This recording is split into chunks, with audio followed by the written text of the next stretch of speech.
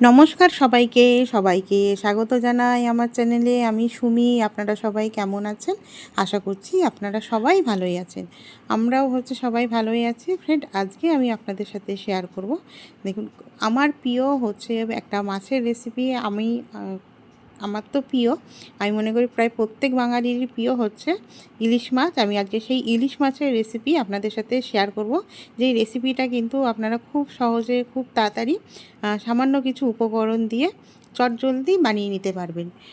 আর সবাইকে বলবো রেসিপিটাকে সবাই একটু সম্পূর্ণ দেখবেন। প্লিজ কেউ স্কিপ করে করে রেসিপিটাকে দেখবেন না। তো ইলিশ মাছের রেসিপিটা করার জন্য প্রথমেই আমাদের লাগবে ইলিশ মাছ।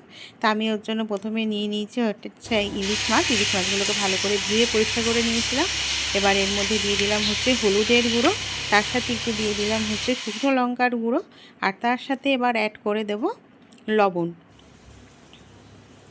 আর তার সাথে আমি অ্যাড করে দিচ্ছি সরষের তেল দিয়ে মাছগুলোকে ভালো করে একদম লবণ, হলুদ, শুকনো লঙ্কার গুঁড়ো দিয়ে মাছগুলোকে ভালো করে ম্যারিনেট করে রেখে দেবো 10 থেকে 15 মিনিট। এবার আপনাদের কাছে যদি সময় না থাকে সেক্ষেত্রে ম্যারিনেটটা না করলেও হবে, ডাইরেক্ট কিন্তু আপনি কাঁচা মাছটাও এইভাবে দিয়ে আমি যেই প্রসেসে রান্না করছি সেইভাবেও কিন্তু করতে পারেন। আমি মাছটাকে পুরো এভাবে ভালো করে ম্যারিনেট করে নিলাম। আর আমি এদিকে একটা নিয়ে নিয়েছি চপারের মধ্যে আমি এখানে রান্নাটার জন্য একটা গোটা নারকেল নিয়েছি, মিডিয়াম সাইজের একটা গোটা নারকেল। চপারের মধ্যে আমি নারকেলটাকে দিয়ে দেবো, দিয়ে নারকেলগুলোকে ভালো করে চপ করে নেব। আমি নারকেলটাকে চপারে কুটে নিচ্ছি। আপনারা কিন্তু চাইলে নারকেলটাকে এমনি শিলপাটাতেও বেটে নিতে পারেন, বা মিক্সিতেও করে নিতে পারেন, বা অথবা গেটারেও গেট করে নিতে পারেন। আপনাদের যার যেরকম সুবিধা সেরকমভাবেই করে নেবেন। এবার দেখুন, নারকেলগুলো আমার ভালো করে চপ করা হয়ে গেছে। এবার আমি এটাকে চপারের থেকে তুলে একটা বাটির মধ্যে নিয়ে নেব।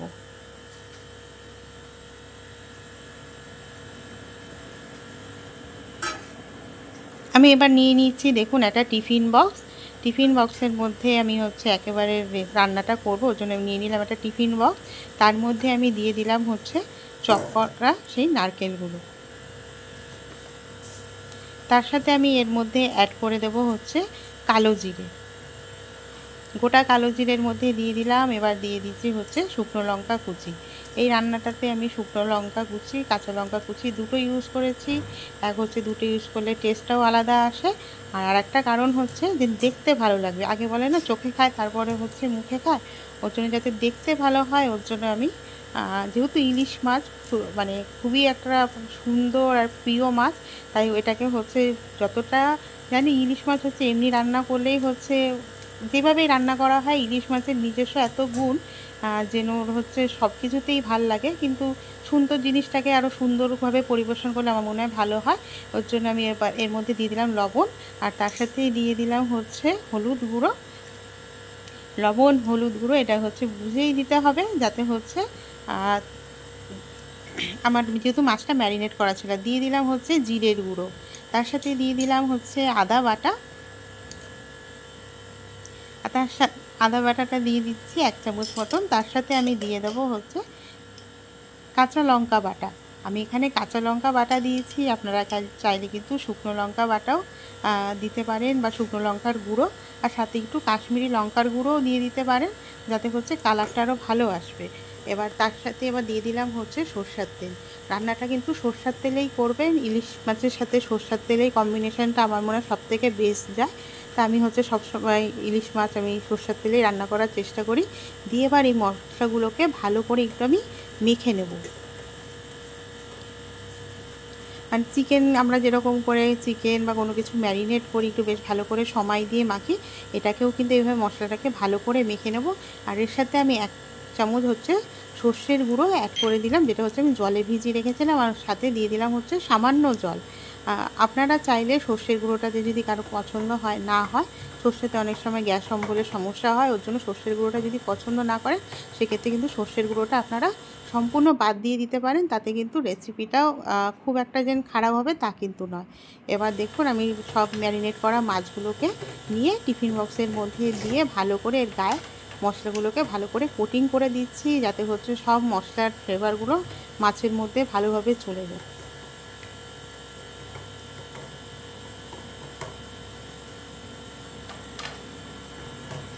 এখন একে একে আমি সবকটা মাছকে এই মশলার সাথে ভালো করে কোটিং করে দিচ্ছি।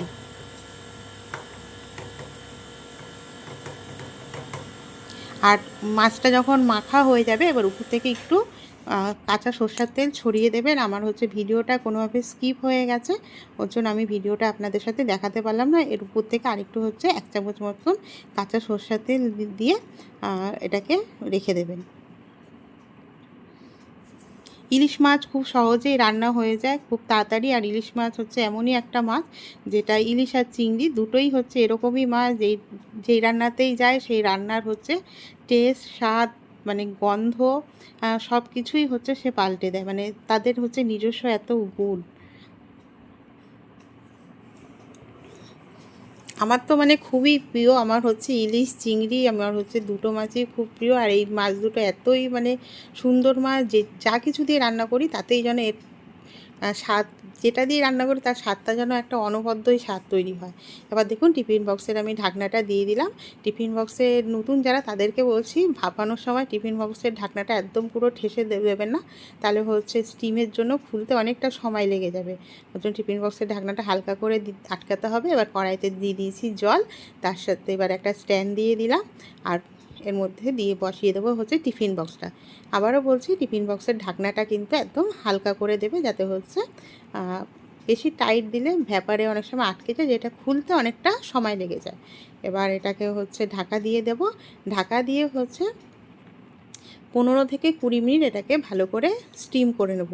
15 থেকে 20 মিনিট এটাকে স্টিম করে নিলেই আমাদের রেডি হয়ে যাবে নারকেল দিয়ে হচ্ছে ইলিশ মাছের রেসিপি। নারকেল দিয়ে হচ্ছে ইলিশ মাছের ভাপা। আর আপনাদের কেমন লাগলো, সবাইকে বলবো আমার রেসিপিটা কেমন লাগলো সবাই একটু কমেন্ট করে জানাবে। আর যারা আমার চ্যানেলটাকে আজকে নতুন ভিজিট করছেন, আমার রেসিপিটা যদি ভালো লেগে থাকে, রেসিপিটাকে কেমন লাগলো সেটা তো কমেন্ট করে জানাবেন। আর রেসিপিটা ভালো লাগলে চ্যানেলটাকে একটু সাবস্ক্রাইব করে দেবেন, আর পাশে থাকা বেল আইকনটাকে প্রেস করে দেবেন, যাতে হচ্ছে আমি নতুন কোনো ভিডিও ছাড়লে আপনাদের কাছে নোটিফিকেশান চলে যায়। আর ফেসবুক থেকে যারা দেখছেন তারা প্লিজ পেজটাকে একটু ফলো করে দিয়ে আমার পাশে থাকবেন। দেখুন রেডি হয়ে গেছে আমাদের হচ্ছে নারকেল দিয়ে ইলিশ মাছের ভাপা, যেটা হচ্ছে গরম ভাতের সাথে কিন্তু দারুণ। রেডি হয়ে গেছে আমাদের হচ্ছে নারকেল আর সর্ষে দিয়ে হচ্ছে ইলিশ মাছের ভাপা। দেখুন আমি ওটা হচ্ছে গরম ভাতের সাথে পরিবেশন করছি। গরম ভাতের সাথে কিন্তু দারুণ লাগে। এই রেসিপিটা কিন্তু ভাতের সাথেই যাবে, অন্য কিছুর সাথে কিন্তু রেসিপিটা ভাল লাগবে না, তাই হচ্ছে এটা ভাতের সাথেই খাবেন। আমি আপনাদের ভেঙে দেখিয়ে দিচ্ছি। মাছটা দেখুন কত সুন্দর, একদম সফট আর নরম হয়ে গেছে, যেহেতু ইলিশ মাছ খুব তাড়াতাড়ি সিদ্ধ হয়ে যায়।